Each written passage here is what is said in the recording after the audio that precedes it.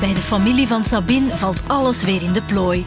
Ze maken samen een nieuwe start met een gezonde wandeling in de mooie fruitstreek.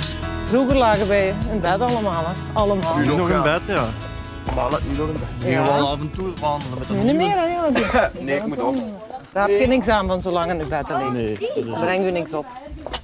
Hoe meer ik dat doe, hoe liever ik het doe. Dat is echt waar. Je ziet die twee Die, kinderen ook, van ons. die lagen nog altijd in een bed. Hè. In een bed, ruzie. Kijk, nu zijn ze beneden wandelen. Ja, die band wordt ook sterker met die twee. Hè.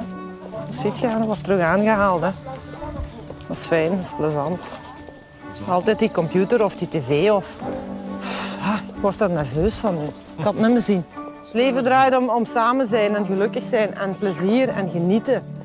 En wandelen en buiten komen. En niet binnen opgesloten zitten de hele dag. Dat is het leven niet. Joshua, hoeveel kilometer hebben we nu gewandeld? Ja, we hebben nu een kleine 5 kilometer gewandeld.